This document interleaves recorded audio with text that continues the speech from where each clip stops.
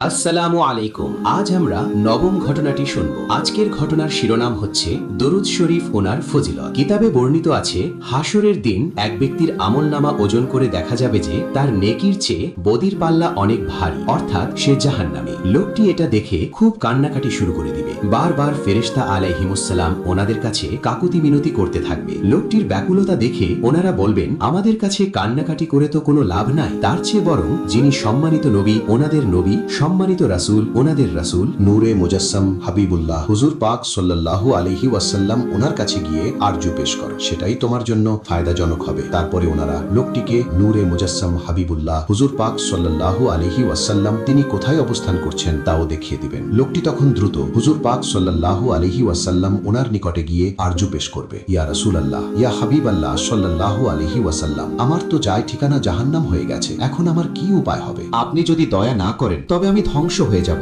ইত্যাদি অনেক কাকুতি মিনতি সে করবে। হুজুর পাক সাল্লাল্লাহু আলাইহি ওয়াসাল্লাম তিনি তো রহমাতুল লিল আলামিন, উম্মতদেরকে সবচেয়ে বেশি মহব্বতকারী। তিনি লোকটির ফরিয়াদ শুনে বলবেন লোকটির আমলনামা পুনরায় ওজন করার জন্য। তাই করা হবে। দেখা যাবে সত্যি লোকটির নেকির পাল্লার চেয়ে বদির পাল্লা অনেক ভারী। তখন হুজুর পাক সাল্লাল্লাহু আলাইহি ওয়াসাল্লাম তিনি এক টুকরো কাগজ সেই নেকির পাল্লায় দিয়ে দেবেন। সাথে সাথে নেকির পাল্লা বদির পাল্লার চেয়ে অনেক অনেক গুণ ভারী হয়ে যাবে। একটু আগে যে লোকটির জন্য জাহান্নাম ওয়াজিব ছিল তার জন্য এখন জান্নাত ওয়াজিব হয়ে যাবে। সুবহানাল্লাহ। লোকটি এতে মহা খুশি হয়ে যাবে। সে বারবার হুজুর পাক সাল্লাল্লাহু আলাইহি ওয়াসাল্লাম ওনার শুকরিয়া আদায় করবে। তারপর বিনীতভাবে জানতে চাইবে, ইয়া রাসূলুল্লাহ, ইয়া হাবিবাল্লাহ সাল্লাল্লাহু আলাইহি ওয়াসাল্লাম, বেয়াদবি মাফ করবেন, কিন্তু আপনি কি এমন কাগজ আমার নেকির পাল্লায় রেখেছিলেন যার কারণে নেকির পাল্লা এত ভারী হয়ে গেল? তখন হুজুর পাক সাল্লাল্লাহু আলাইহি ওয়াসাল্লাম তিনি বলবেন, তুমি দুনিয়াতে থাকতে আমার প্রতি যে পবিত্র দরুদ শরীফ পাঠ করেছিলে সেটাই আমি তোমার নেকির পাল্লায় দিয়ে দিয়েছিলাম।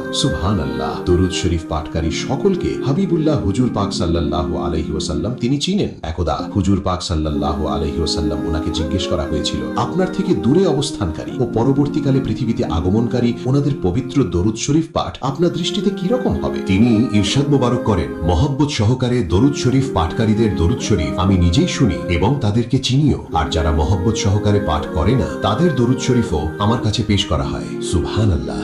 এই ঘটনাটি মোহাম্মদিয়া প্রকাশনী থেকে প্রকাশিত 100টি চমৎকার ঘটনা নামক বই থেকে নেয়া।